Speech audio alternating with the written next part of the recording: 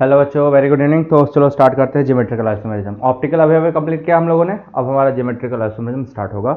तो सबसे पहले देखते हैं कितने टाइप के ज्योमेट्रिकल आइसोमर हमें पढ़ने हैं। ज्योमेट्रिकल आइसोमर क्या होता है इसके बारे में बात करेंगे, कितने टाइप का होता है और उनके फिजिकल प्रॉपर्टीज क्या क्या है, इन सब के बारे में बात करनी है। So let's start with the geometrical isomerism.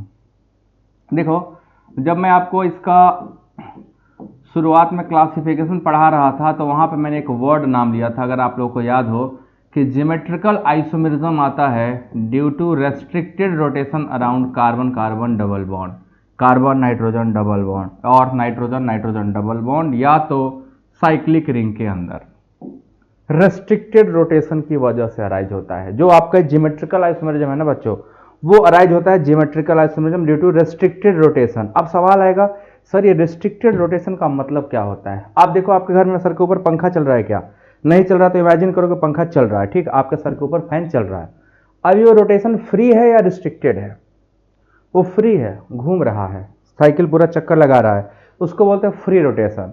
But जैसे चल रहा, अचानक से उसके बीच में एक लोहे का रॉड डाल दो, है ना, लोहे का रॉड डालते हो क्या होगा, बॉन्ड वहीं पर रुक जाएगा। जैसे रुकेगा फिक्स हो जाएगा, उसका ज्योमेट्री वहीं पर रोटेशन रुकने की वजह से या तो उसके दो डायने मेरे साइड फिक्स हो जाएंगे या दो डायने आपके साइड फिक्स हो जाएंगे, बट फिक्स हो जाएगा, रोटेशन रिस्ट्रिक्ट हो जाएगा। तो जैसे ही रोटेशन रिस्ट्रिक्ट होता है, वो मॉलिक्यूल एक पर्टिकुलर ज्योमेट्री को गेन कर लेता है और उसी ज्योमेट्री का नाम है ज्योमेट्रिकल आइसोमेरिज्म। तो these are arises due to restricted rotation. ध्यान रखिएगा, ज्योमेट्रिकल आइसोमर को हम जीआई लिखेंगे। Geometrical isomers are arises due to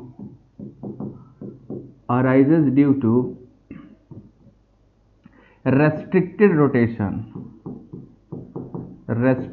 rotation around. ये जरूर याद रखिएगा चार बातें। रोटेशन अराउंड किस में होता है, ये सबसे इंपॉर्टेंट है। Restricted rotation around carbon carbon double bond, carbon nitrogen double bond, carbon carbon के बाद carbon nitrogen double bond, then इसके बाद है नाइट्रोजन नाइट्रोजन डबल बॉन्ड में होता है, और एक होता है साइक्लिक रिंग में। जितने भी साइक्लिक कंपाउंड हैं, इन सभी का रोटेशन क्या होता है, रिस्ट्रिक्ट होता है। तो ये जो चार सिस्टम आप देख रहे हो, these all four system have restricted rotation due to the formation of pi bond और साइक्लिक रिंग। पाई बॉन्ड बन जाने की वजह से क्या होता है, जो सिंगल बॉन्ड ऐसे फ्री रोटेट हो रहा था, देखो ये ऐसे घूम रहा था, जैसे ही ये पाई बॉन्ड ऐसे बन जाएगा, अब रोटेशन फ्री नहीं है, ये दोनों जुड़ गए, घूम नहीं पाएंगे। तो घूम नहीं पाएंगे तो एक पर्टिकुलर ज्योमेट्री एक्वायर कर लेंगे, उसी ज्योमेट्री का नाम है ज्योमेट्रिकल आइसोमर। ठीक है, बात समझ में आया? इन चारों बॉन्ड में क्या होता है, रेस्ट्रिक्टेड रोटेशन हो जाता है। अब हमें पढ़ना है कितने टाइप का ज्योमेट्रिकल आइसोमर हो सकता है, टोटल कितने टाइप का ज्योमेट्रिकल आइसोमर हो सकता है। तो देखो बच्चों, वन बाय वन सीखो सब कुछ। सबसे पहला हम लोग पढ़ेंगे सिस ट्रांस आइसोमर। तीन टाइप का है, सिस ट्रांस, दूसरा हमें पढ़ना है ईजेड, और तीसरा हमें पढ़ना है सिन एंटी।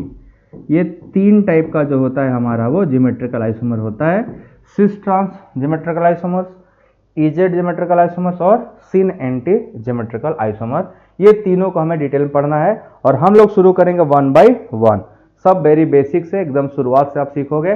तो सभी लोग चलो वीडियो को लाइक कर लो जल्दी से, और चैनल बच्चों सब्सक्राइब जरूर करना, शेयर करना मत भूला करिए। आप लोग सब लोग एक बार शेयर जरूर कर दिया करिए, क्योंकि ये बहुत ही इंपॉर्टेंट है। छोटा सा प्रयास आपका मेरे लिए बहुत ही इंपॉर्टेंट होता है। सो आप लोग ये काम जरूर करा करिए। क्लियर है यहाँ तक सभी को? आगे चले। सो हम लोग यहाँ से बढ़ेंगे नेक्स्ट। ठीक है, चलो अब पढ़ते हैं सबसे पहले सिस ट्रांस आइसोमर। हेडिंग डाल लो, सिस ट्रांस आइसोमेरिज्म। ठीक, सिस ट्रांस आइसोमेरिज्म, ये पहला हमें यही पढ़ना है। या तो मॉलिक्यूल सिस होगा या तो मॉलिक्यूल ट्रांस होगा। सिस ट्रांस आइसोमेरिज्म आप जितना सिंपल समझते हो उतना सिंपल ये है नहीं। एक्चुअली आपको यही जानना सबसे इंपॉर्टेंट है कि सिस ट्रांस आइसोमेरिज्म कितने टाइप के सिस्टम शो करते हैं। अगर ये आपको पता चल जाएगा, तब उसके बाद आप बता पाओगे हाँ ये मॉलिक्यूल सिस है, ये मॉलिक्यूल ट्रांस है। तो पहले हमें सीखना ये है कि कितने सिस्टम में सिस ट्रांस होता है। तो सिस ट्रांस आइसोमेरिज्म देखिए कहाँ कहाँ होता है।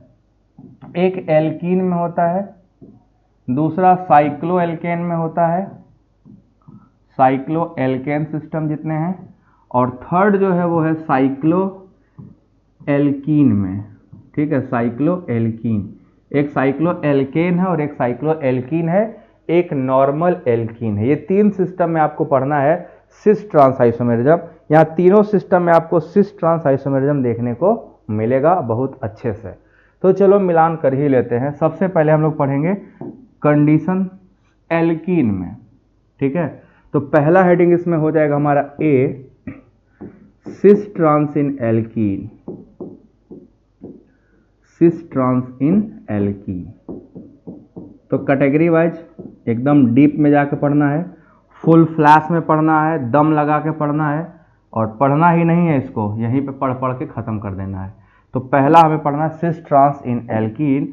अब देखेंगे किन किन कंडीशन में होता है। यहाँ पे बच्चों तीन कंडीशंस हैं, सभी कंडीशन को जरा अच्छे से सुनिएगा। टोटल तीन कंडीशन है। एल्कीन अगर सिस ट्रांस करने जाएगा तो उसको तीन कंडीशन से गुजर के जाना पड़ेगा।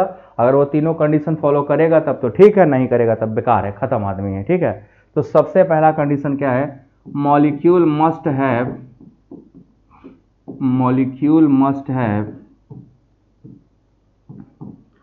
at least one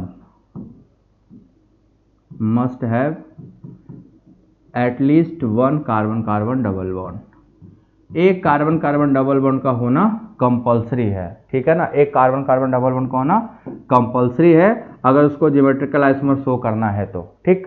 उसके बाद देखो बच्चों, ये जो कार्बन है इसके दो ग्रुप हैं। देखो हर एक टर्मिनल कार्बन जहां पे एल्कीन खत्म हो रहा है वहां पे दो ग्रुप है। दूसरा कंडीशन ये है कि जो टर्मिनल कार्बन के दो ग्रुप है ना, एक ही कार्बन के दोनों ग्रुप सेम नहीं होने चाहिए। किसी भी साइड का जो कार्बन है एल्कीन का, टर्मिनल कार्बन है, उन दोनों के जो ग्रुप हैं वो सेम नहीं होने चाहिए। अगर वो दोनों ग्रुप सेम हो गए तो कभी ज्योमेट्रिकल आइसोमर नहीं मिलेगा। दैट मस्ट बी डिफरेंट, उन दोनों को डिफरेंट होना एकदम जरूरी है, ठीक है ना। तो पहला है आपका क्या, दूसरा कंडीशन क्या है, both group of each carbon of alkene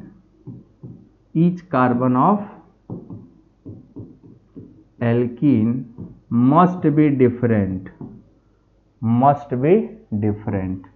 मतलब कि एल्कीन का जो कार्बन है उसके जो दो ग्रुप हैं वो दोनों क्या होने चाहिए, डिफरेंट होने एकदम जरूरी है। जैसे एक ए होगा तो दूसरा बी होगा, एक ए होगा तो सी होगा, एक ए होगा तो डी होगा। अगर ये होगा तब तो कंडीशन फॉलो करेगा, इस केस में आपका सिस ट्रांस मिलेगा। बट अगर दोनों ए हो गए या दोनों बी हो गए या दोनों सी हो गए तब आपको जीआई नहीं मिलेगा। दूसरा कंडीशन देखो यही है कि एक ही कार्बन के दोनों ग्रुप सेम नहीं होने चाहिए। मतलब कि अगर ये हमारा कार्बन कार्बन डबल बॉन्ड है, ये भी कार्बन कार्बन डबल बॉन्ड, तो जो ये ग्रुप है ये ए बी होगा तो चलेगा, ए सी होगा तो चलेगा, ए डी होगा तो चलेगा, ठीक है ना। बट अगर यही कार्बन आपका हो जाता है, इसी कार्बन पर देखो ऐसे दोनों ग्रुप क्या होते हैं, सेम, या दोनों ए हो जाए नहीं चलेगा, दोनों बी हो जाए नहीं चलेगा, दोनों सी हो जाए तो नहीं चलेगा। तो इस केस में अगर कॉम्बिनेशन हमारा ऐसा कॉम्बिनेशन सेट होगा, ये कॉम्बिनेशन दोनों कार्बन सेम हो जाए, ये कॉम्बिनेशन दोनों कार्बन सेम हो जाए, दोनों कार्बन का सेम तो नहीं होगा। ये ए बी डिफरेंट है करेगा, ए डी डिफरेंट है करेगा, ए सी डिफरेंट है तो करेगा। तो एक ही कार्बन के दोनों ग्रुप सेम नहीं होना चाहिए, कंडीशन यही है। एक ही कार्बन के दोनों ग्रुप सेम नहीं होना चाहिए, बट अलग अलग कार्बन के एक सेम होना जरूरी होता है। अगला जो कंडीशन है वो यही है कि जो तीसरा है, एक कार्बन के दोनों सेम नहीं होंगे बट दोनों कार्बन का एक कॉमन होना कंपलसरी होता है, ठीक है। तो कंडीशन नंबर 3 देखिए क्या है, कंडीशन नंबर 3, ठीक है। तीसरा कंडीशन ये बोलता है कि दोनों कार्बन के, एल्कीन के दोनों कार्बन जो एक ये है एक ये है, दोनों में एक ग्रुप सेम होना चाहिए, ठीक है। So at least one group of both alkenic carbon must be same, both alkenic carbon must be same. मतलब ये हुआ कि जो हमारा एल्कीन है उसके जो दो कार्बन है, आप देख पा रहे हो ना, ये दो कार्बन है, कार्बन कार्बन डबल बॉन्ड, ये कार्बन ये कार्बन, तो एक ही के दोनों सेम नहीं होने चाहिए। जैसे ये ए बी हो गया, ये ए बी हो गया, दोनों में देखो एक एक ग्रुप कॉमन है, ये होगा चलेगा। ये ए सी हो जाए तब भी चलेगा, ये ए डी हो जाए तब भी चलेगा। मतलब कि एक ग्रुप कॉमन होना दोनों में क्या है, कंपलसरी है। एक ही कार्बन के दोनों सेम नहीं होना चाहिए, बट दोनों में एक एक कॉमन होना जरूरी है। अगर दोनों में एक एक कॉमन होगा तो आप यहां सिस ट्रांस बना पाओगे। जैसे ये दोनों सेम ग्रुप सेम साइड है तो इसको सिस बोला जाता है, सेम ग्रुप सेम साइड होगा तो सिस। अगर यही सेम ग्रुप क्या होता, अपोजिट साइड हो जाते तो इसको हम क्या बोलते, ट्रांस। बस हो गया कंडीशन, जब सेम ग्रुप सेम साइड तो सिस और सेम ग्रुप अपोजिट साइड तो ट्रांस कहलाएगा। सो आपका क्या है, कॉमन होने से ये दिखेगा कि सेम ग्रुप सेम साइड है कि नहीं है। अगर सेम ग्रुप सेम साइड आ गया तब तो सिस, और सेम ग्रुप अपोजिट साइड आ गया तब तो ट्रांस। क्लियर है कि नहीं सभी को?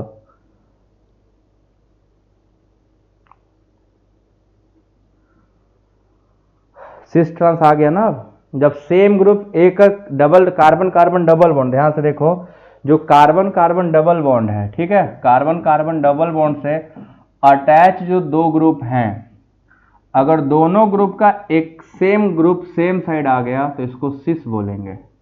ठीक है, सेम ग्रुप सिस सेम साइड तो सिस, देखो। और अगर सेम ग्रुप अपोजिट साइड हो गया तो ट्रांस कहा जाता है। ठीक है, अब देखो यहाँ ए इधर आ गया और ए इधर, बी इधर और बी इधर, उल्टा होगा ना दोनों, तो जब अपोजिट साइड हो गए तो उसको हम लोग ट्रांस कहते हैं। This compound is trans. अब समझ में आ गया बच्चा? किसी का डाउट था? अब आ जाओ डाउट सेक्शन में, बता देते हैं।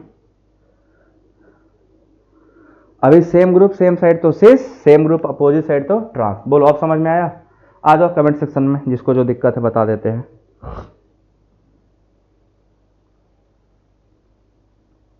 सिस ट्रांस समझ में आया? नमन। बस देखना है, कार्बन कार्बन डबल साइड दो ग्रुप है, अगर सेम ग्रुप सेम साइड है तो सिस, और सेम ग्रुप अपोजिट साइड आ गया तो ट्रांस होगा। क्लियर है? अभी सिस ट्रांस पीछे अभी कराया हूं ना। अब देखो ये एल्किन सिस है कि ट्रांस है, चलो बच्चों बताओ, ये एल्किन सिस कहलाएगा कि ट्रांस कहलाएगा? जो भी सामने आपके बना हुआ है, ये सिस है कि ट्रांस है? फर्स्ट। दूसरा देखो, C double bond C, B R, इधर एच हो गया और इधर एच, सिस है कि ट्रांस है? बताते चलो। इसमें देखो सेम ग्रुप क्या है, मेथाइल मेथाइल सेम साइड, तो क्या हो जाएगा ये सिस। यहाँ पे देखो सेम ग्रुप हाइड्रोजन एक यहाँ कॉमन है, एक यहाँ कॉमन है, बट दोनों हाइड्रोजन अपोजिट साइड है, तो जब सेम ग्रुप अपोजिट साइड तो ट्रांस कहलाएगा। क्लियर है? अब देख लो, एग्जाम्पल से समझो, आसानी से समझ में आएगा। सेम ग्रुप सेम साइड तो डबल बॉन्ड के across same group same side तो सिस, डबल बॉन्ड के across same group opposite side तो ट्रांस होगा, है ना? देखते जाओ अच्छे से, बस क्वेश्चन करना आपको आना चाहिए, मैं आपको प्रैक्टिस कराऊंगा। ठीक है, अब सभी लोग को प्रैक्टिस कराना है। ये दोनों आ गया। अब चलो, अगर मैंने आपको दे दिया ये compound CH3 C double bond HHBr, ये कंपाउंड बताओ सिस ट्रांस करेगा नहीं करेगा? करेगा तो सिस होगा कि ट्रांस होगा? यहाँ C2H5 C double bond C CH3 Br और ये Br, दोनों बताना है आपको, कौन सा सिस कौन सा ट्रांस कौन सा कुछ नहीं। ये कंपाउंड सिस ट्रांस करेगा कि नहीं करेगा? जो आपके सामने दिख रहा है अभी,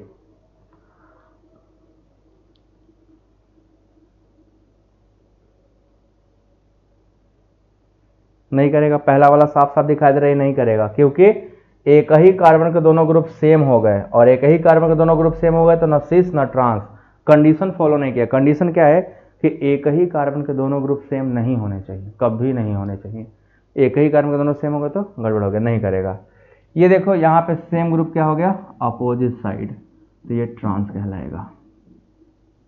ये क्या कहलाएगा? ट्रांस। क्लियर है?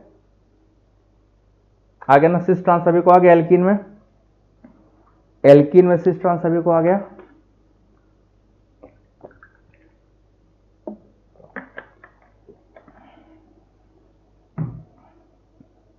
हाँ, पहला नहीं करेगा एग्जैक्टली, फर्स्ट वाला नहीं करेगा, दूसरा वाला करेगा। देखा, आसान है ना, हलवा है। अगर आप लोग अच्छे से पढ़ोगे सब समझ में आता है। बस ये क्या होता है, थोड़ा सा डेडिकेशन चाहिए, डेडिकेशन के साथ आपको कंसंट्रेशन भी करना पड़ेगा। अगर डेडिकेशन प्लस कंसंट्रेशन है तब तो मज़ा ही मज़ा है, तब तो सब समझ में आता है। पहला कंडीशन फुलफिल। अब आ जाओ दूसरे कंडीशन, दूसरे वाले पे चलते हैं, ठीक है। सभी लोग वीडियो लाइक कर लो बच्चों, नए बच्चे चैनल जरूर सब्सक्राइब करें, जरूर जरूर जरूर। दूसरा है सिस ट्रांस इन साइक्लो एल्केन। सिस ट्रांस इन साइक्लो एल्केन।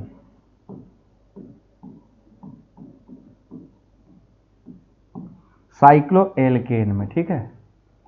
देखो साइक्लो एल्केन क्या होता है पहले ये समझो। साइक्लो एल्केन जैसे 3 कार्बन का रिंग हो गया तो साइक्लोप्रोपेन बोलते हैं हम लोग, है ना।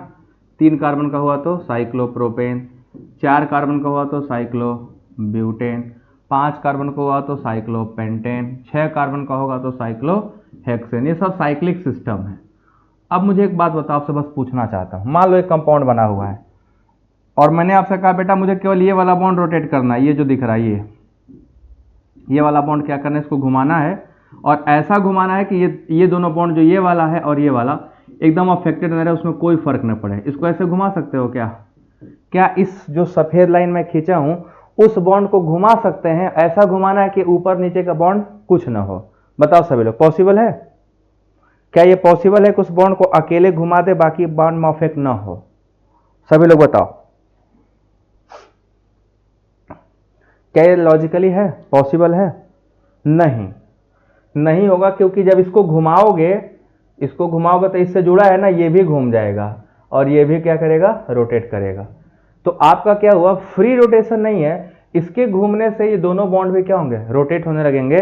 तो रोटेशन क्या है, रिस्ट्रिक्ट है, घूमने नहीं दिया जाएगा, क्योंकि आप जिनसे जुड़े हो वो भी रोटेट करेंगे। तो ये पॉसिबल ही नहीं है कि एक बॉन्ड अकेले घूम ले साइकिल में। तो रोटेशन तो रिस्ट्रिक्ट हो ही गया, मतलब रोटेशन फ्री नहीं है। अगर घूमेगा तो सब घूमेंगे, नहीं तो कोई नहीं घूमेगा। तो रोटेशन क्या है, रिस्ट्रिक्टेड है। तो रिस्ट्रिक्टेड रोटेशन की वजह से यहाँ ज्योमेट्रिकल आइसोमर आएगा, है ना। तो आपको ये तो पढ़े हो कि रिस्ट्रिक्टेड रोटेशन होना चाहिए बस। अब देखिए, अब मैं आपको सिखाने जा रहा हूं। अब देखो कंडीशन क्या है, ऐसे सिस्टम में रोटेशन रिस्ट्रिक्ट हो चुका है, सिर्फ और सिर्फ कंडीशन देखना है क्या है। कंडीशन देखो, बहुत सिंपल कंडीशन है, एकदम सिंपल कंडीशन है। एक बात बताओ, हर एक कार्बन में मैक्सिमम 4 बॉन्ड हो सकता है? मैक्सिमम हर एक कार्बन मैक्सिमम 4 बॉन्ड बना सकता है। ये कार्बन ऑलरेडी 2 बॉन्ड साइकिल बनाने में लग गया, तो 2 ग्रुप और बना सकता है, 2 ग्रुप उसके पास और हो सकते हैं। तो सबसे पहला कंडीशन क्या है, कंडीशन नंबर 1 देखिए।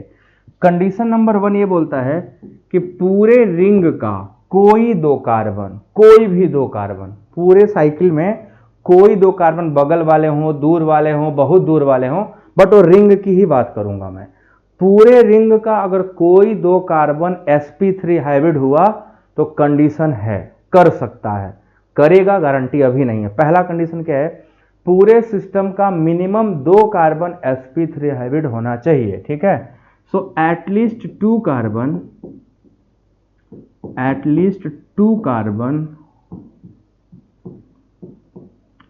of the ring must be sp3,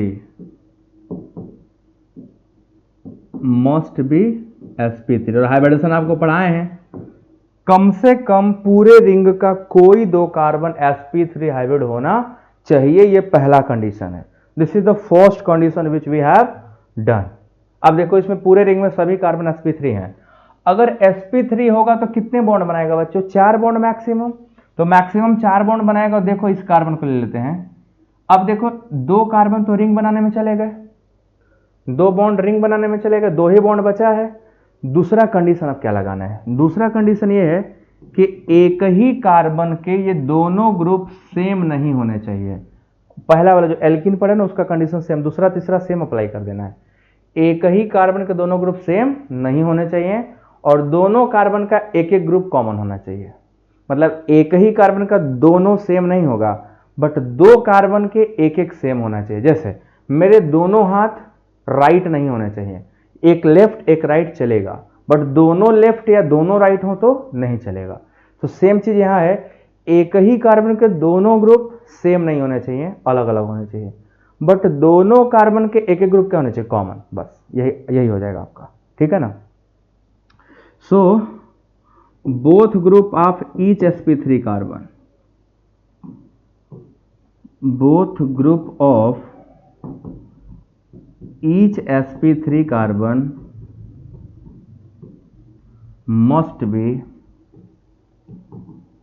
must be different। एक ही कार्बन का दोनों ग्रुप सेम नहीं होना चाहिए, ए बी टाइप का होना चाहिए। और तीसरा क्या है, at least one carbon, sorry one group, at least one group of both sp3 carbon must be same, बोलो समझ में आया सभी को? कंडीशन समझ में आया कि नहीं, पहले ये बताओ। दोनों कंडीशन सभी को समझ में आया? 3 कंडीशन है, तीनों कंडीशन सभी को समझ में आया? एकदम देखो, जो कॉन्सेप्ट से स्टिक रहोगे बच्चों उन्हीं को समझ में आएगा। ये हम मजाक नहीं है, this is a very conceptual concept. अगर एक भी कॉन्सेप्ट गड़बड़ हुआ तो सब गलत कर दोगे। इसीलिए बोल रहा हूं कि इसको बहुत सिंसियरली और बहुत सीरियसली पढ़ना है, ढंग से, कोई लापरवाही का इसमें चांस नहीं है। पीडीएफ अभी तुरंत ग्रुप में भेज दूंगा। Is it clear to all? देख लो और मेरे को बताओ कंडीशंस क्लियर हुए कि नहीं हुए। तो सब कुछ कंडीशन है। अगर आपको कंडीशन आता है तो आपको मजा आएगा, कंडीशन नहीं आएगा तो फिर स्वाहा, फिर मजा नहीं आएगा, फिर सारा मजा बिगड़ जाएगा।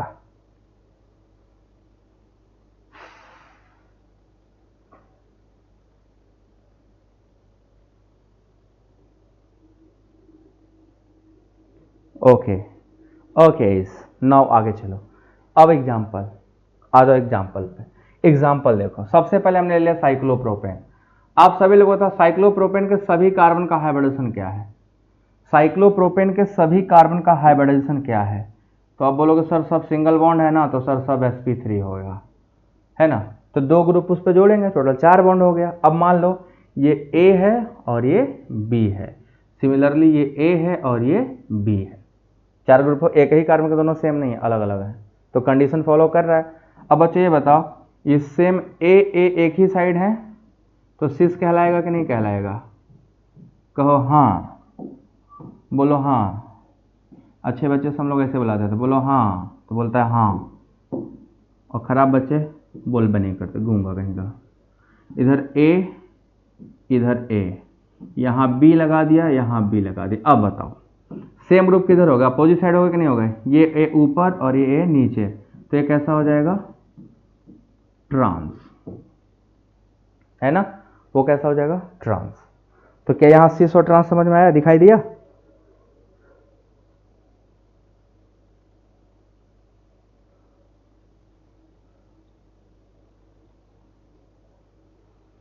जीओसी का लेक्चर डेली देखना है, एक एक जीओसी पूरे दिवाली तक खत्म हो जाना चाहिए, क्योंकि इसके तुरंत बाद मैं रिएक्शन इंटरमीडिएट स्टार्ट कर दूंगा। अब देखो, जो ये पुराना टेक्निक है सिस ट्रांस लिखने का, अब जो नया टेक्निक आ गया वो ऐसे नहीं लिखा जाता। नया टेक्निक में देखो इसी सिस को ऐसे लिखा जाएगा, सेम ग्रुप सेम प्लेन पे। एक होता है वेज लाइन, आपको पढ़ा चुका हूं वेज, और दूसरा क्या होता है? डैश लाइन, है ना।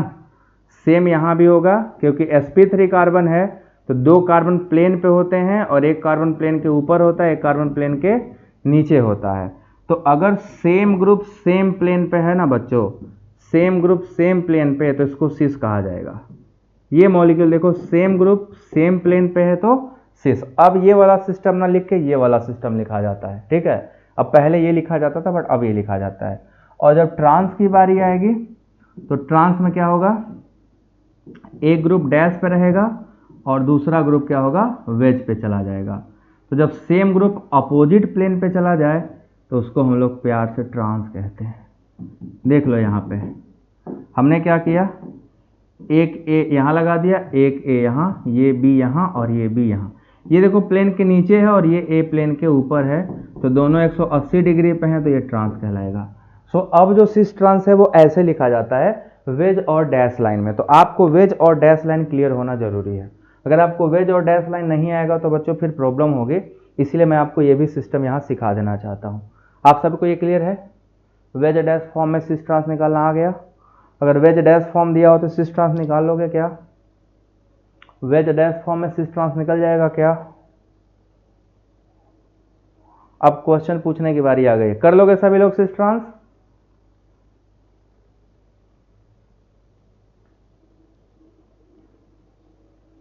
आसान भी है, टफ भी है, कॉन्सेप्चुअल भी है।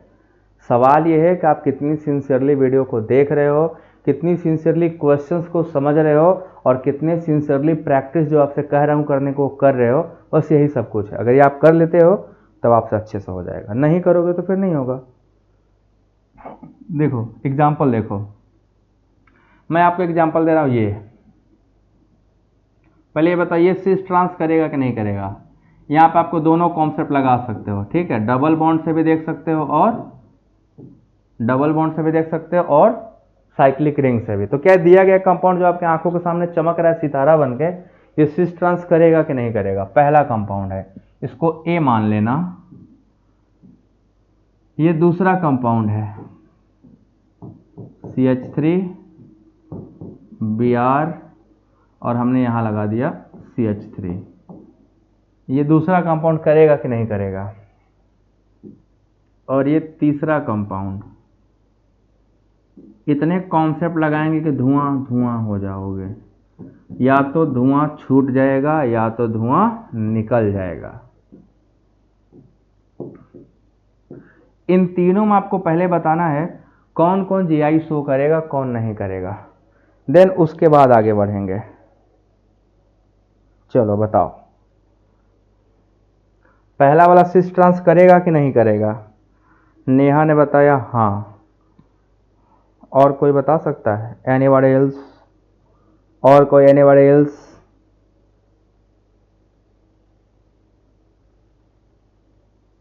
कोई और?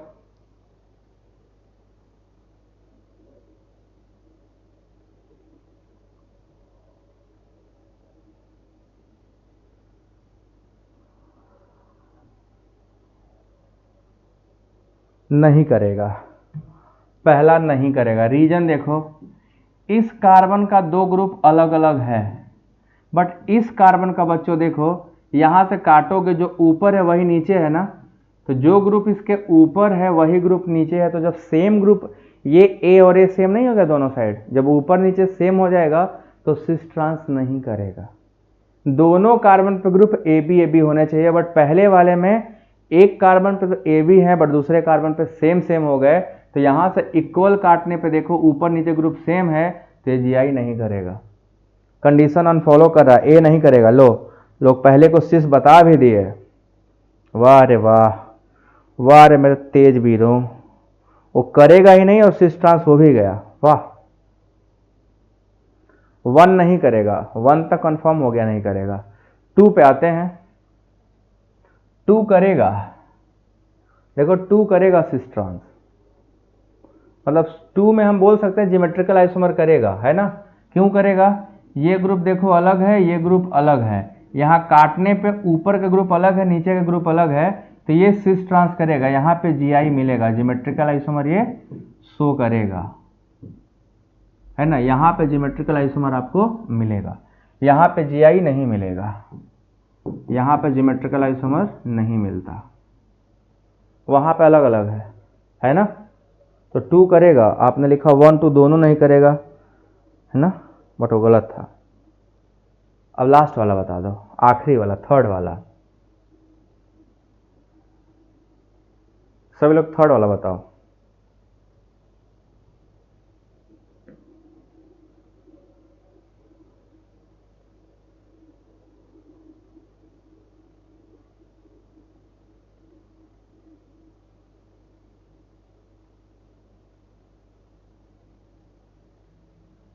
लास्ट वाला कोई नहीं बता पाएगा? ये करेगा, यहाँ जीआई शो करेगा। देखो कैसे करेगा, इधर बस देख लो बस। देखो बच्चों, ये डबल बॉन्ड के क्रॉस नहीं करेगा, क्योंकि डबल बॉन्ड के क्रॉस से दोनों ग्रुप सेम हो गए। ये करेगा sp3 हाइब्रिडाइजेशन से, यहाँ हाइड्रोजन लगेगा, यहाँ भी हाइड्रोजन। पूरे रिंग का दो कार्बन sp3 हाइब्रिड है ना। पूरे रिंग का दो कार्बन sp3 हाइब्रिड है, और दोनों पे देखो ए बी लगा है, तो ये जी करेगा। यहाँ देखो ये ए बी, तो यहाँ से करेगा, ना कि डबल बॉन्ड से करेगा। बस यही समझना था। यस होगा, बिल्कुल होगा, हो ही रहा है। देखो दौड़ दौड़ के हो रहा है, कोई रोक ही नहीं सकता होने से। तो आप यहाँ पे देखा सिस ट्रांस हो रहा है। So it is clear to all, ये सभी को अच्छे से क्लियर हो गया, प्रॉपर क्लियर हो गया कि सिस ट्रांस कब मिलेगा कब नहीं मिलेगा। सो आज आपका सिस ट्रांस यहाँ पे मैंने एल्कीन और साइक्लो एल्कीन में कंप्लीट कर दिया है। अब बाकी जो बचा हुआ पार्ट है कल हम लोग शुरू करके कल खत्म कर देंगे, कल पूरा फिनिश कर देंगे। कल संडे है बट कोई छुट्टी नहीं रहेगी, कल ये लेक्चर खत्म होगा, कल ज्योमेट्रिकल आइसोमर कंप्लीट हो जाएगा और बस एक लेक्चर का बचेगा कॉन्फॉर्मेशनल, एंड देन ये चैप्टर खत्म। मतलब कल मैं कोशिश करूंगा संडे को आइसोमर खत्म, तो कल आपका ये जो लेक्चर होगा, कल 2 लेक्चर लेके पूरा आइसोमर खत्म करूंगा। तो कल सभी लोग रेडी रहना पढ़ने के लिए, टाइम मैं बता दूंगा, ठीक है, टाइम मैं व्हाट्सअप कर दूंगा। सो आज की सभा संपन्न होती है, अगली सभा में कल फिर मिलेंगे, तब तक tata bye bye, good night.